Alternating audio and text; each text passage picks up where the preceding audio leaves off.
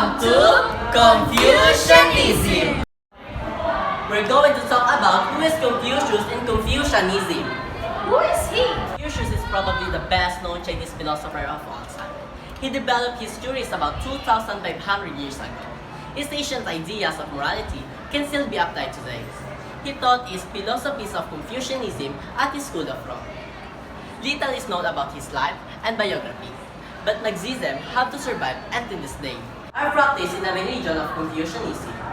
His so-called five constants made up of humanity, tradition, rectitude, scrupulousness, and knowledge should help humanity to be content and make the best out of their worldliness. All about Master Kung in this episode of its history. For information, please watch this video. Are you one of those who thinks that a black cat crossing your path of a morning brings bad luck? You might say it depends on whether you're a man or a mouse. China's Grand Master of Wisdom, Confucius, had little time for superstition. Instead, he taught that it was not the huge mountains on the horizon, but the molehills before your feet that would bring about your downfall. All philosophers and pupils, be greeted. It's Guy again, this time here to talk about one of the world's greatest philosophers and teachers, Confucius. Welcome to its history. Welcome to the world of deep thought. We believe Confucius lived between 551 and 479 BC. He was born in Lu, a province on the east coast of China. The area today is known as Shandong and was part of the German Empire between 1898 and 1914. In China, he is known as Kung Fu Tse, meaning Master Kong. While he was still a young whippersnapper, he turned his house into a school, not for money, but out of thirst for knowledge. In principle, anyone was welcome to learn history, poetry, etiquette, and ethics at Confucius's place. His fame grew as he moved his way through the government's offices, starting as buildings minister before moving on to justice minister, and then acting as chancellor of Lu. It was the perfect opportunity for Master Kung to test out the basis of his theory on just rule. Back then, individual Chinese feudal states were often at each other's necks, and almost as frequently at war. The Prince of Lu got caught up in luxury living and began to deviate from the foundations of government, much to the frustration of Confucius.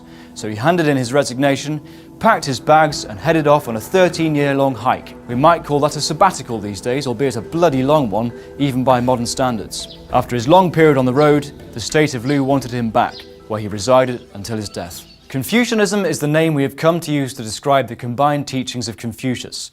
But this is a Western concept. In China, they speak of Rujia, which means school of the learned. Confucius himself never wrote down a definitive work. He rather communicated his thoughts to his students.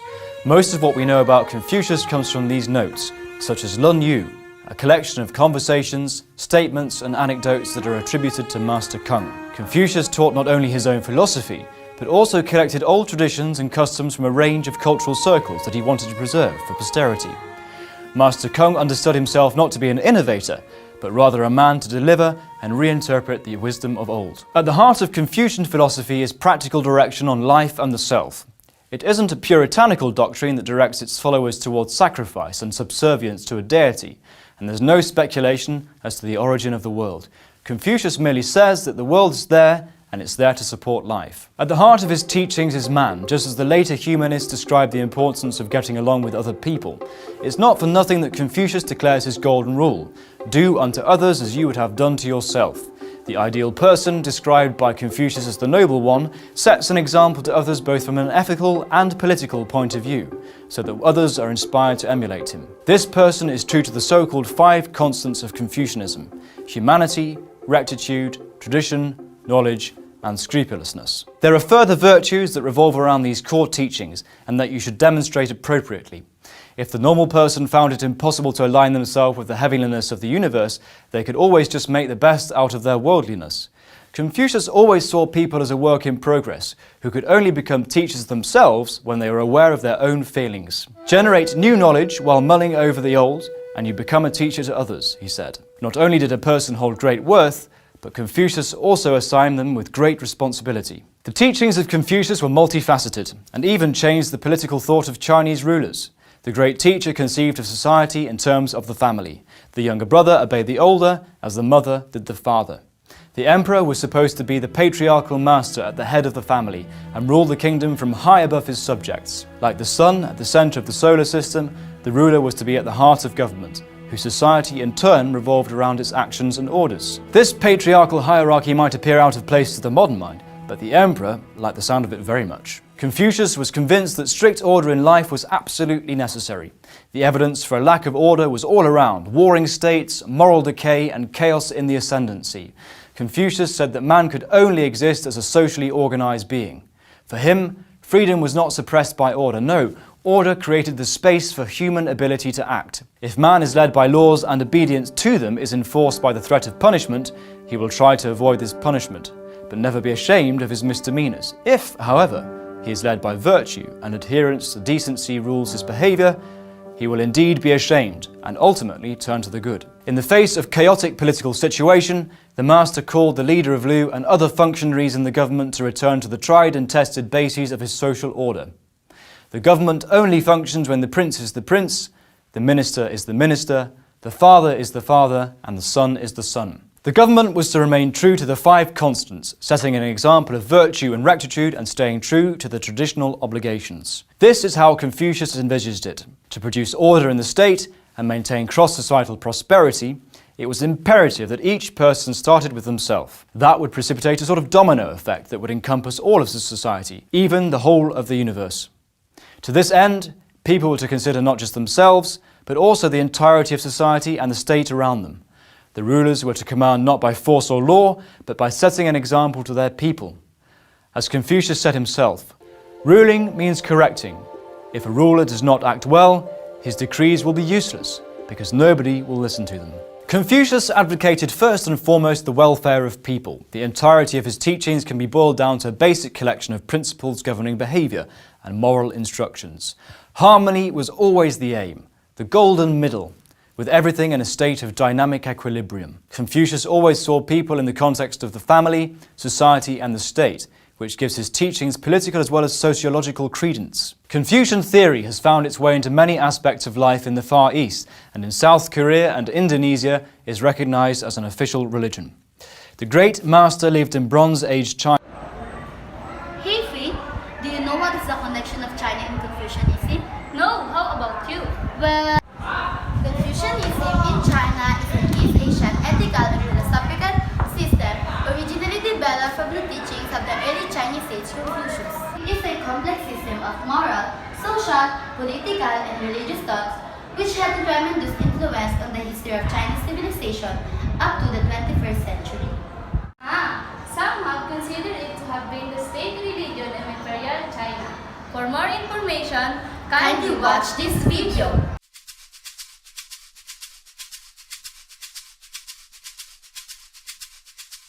We know very little for certain about the life of the Chinese philosopher Confucius. He's said to have been born in 551 BC in China. He may have been a student of the Taoist master Lao Tzu. According to tradition, he began government service and served many roles, including Minister of Crime under Duke Ding in the state of Lu. However, Confucius and the Duke fell out after the Duke received a present from a neighbouring ruler, 80 beautiful women and 124 horses. The Duke spent all his time riding horses and being entertained by the women, which Confucius found deeply improper for a ruler. So he left the court and wandered for years. Around between the 3rd and 5th century BC, Confucius's works were collected into the Analects, a collection of sayings written down by his followers. Some of the morals Confucius taught are easily recognizable, most notably his version of the Golden Rule: do not do unto others what you don't want done to yourself. But some of them also sound very strange or old-fashioned to modern ears, especially to Western ones. But we need his advice all the more for this. It serves as an antidote to the troubles we currently face. Here are a few examples of what Confucius helps us to remember. 1. Ceremony is important. The Analects are filled with strange conversations between Confucius and his disciples, like this one. Tse Kung wished to do away with the offering of a sheep. Confucius said, "Tse, you love the sheep, I love the ceremony." At first this is baffling, if not also humorous. Why not save the sheep? But Confucius is reminding Tse and us about the importance of ceremony. In the modern world, we tend to shun ceremony and see this as a good thing, a sign of intimacy or a lack of pretension. But Confucius believed in the value of ceremonies over sheep because he valued what he called ritual propriety. This might seem a very outdated and conservative idea, but in fact many of us long for particular rituals. That meal Mum cooked for us whenever we were sick, or the yearly birthday outing, or our wedding vows. We understand that certain premeditated, deliberate and precise gestures stir our emotions deeply, Rituals make our intentions clear, and they help us to understand how to behave. 2. We should treat our parents with reverence. In particular, Confucius had a very strict idea about how we should behave towards our parents. He believed that we should obey them when we're young, care for them when they're old, mourn at length when they die, and make huge sacrifices in their memory thereafter. He even said that we shouldn't travel far away while our parents are alive, and should cover for them if they steal a sheep.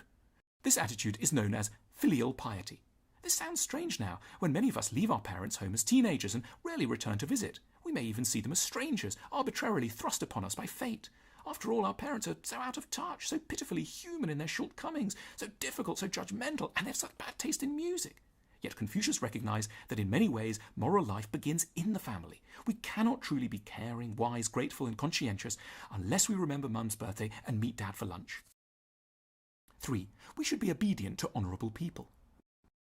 Modern society is very egalitarian. We believe that we're all born equal and should ultimately be able to say and do whatever we like. We reject many rigid hierarchical roles. Yet Confucius told his followers, "Let the ruler be a ruler, the subject, a father, and a son, a son." This might sound jarring, but it is in fact important to realise that there are people worthy of our deep veneration, even our simple and humble obedience. We need to be modest enough to recognise the people whose experience or accomplishments outweigh our own. We should also practice peaceably doing what these people need, ask, or command. Confucius explained, "The relation between superiors and inferiors is like that between the wind and the grass. The grass must bend when the wind blows across it." Bending gracefully is in fact not a sign of weakness, but a gesture of humility and respect. 4. Cultivated knowledge can be more important than creativity. Modern culture places a lot of emphasis on creativity, unique insights that come to us suddenly. But Confucius was adamant about the importance of the universal wisdom that comes from years of hard work and reflection. He listed benevolence, ritual propriety, righteousness, wisdom, integrity as the 5 constant virtues. While Confucius believed that people were inherently good, he also saw that virtues like these must be constantly cultivated, just like plants in a garden. He spoke about moral character and wisdom as the work of a lifetime. We can see now why he had such reverence for his elders. Of course, a burst of inspiration may well be what we need to start our business or redo our rough draft or reinvent our life. But if we're being very honest with ourselves, we'll have to admit that we also need to devote more energy to slowly changing our habits. This, more than anything else, is what prevents us from becoming truly intelligent, accomplished, and wise. Confucius died without reforming the decadent duke and his officials, but after his death, his followers created schools and temples in his honour across East Asia, passing his teachings along for over 2,000 years. Today, millions of people still follow Confucius's teachings as a spiritual or religious discipline, and his thought has been a huge influence on Eastern political ideas about morality, obedience, and good leadership. We might find Confucian virtues a bit strange or old-fashioned, but this is what ultimately makes them all the more important. We need them as a corrective to our own excesses. The modern world is almost surprisingly totally un-Confucian, informal, egalitarian, and full of innovation. So we're conversely at risk of becoming impulsive, irreverent, and thoughtless, without a little advice from Confucius.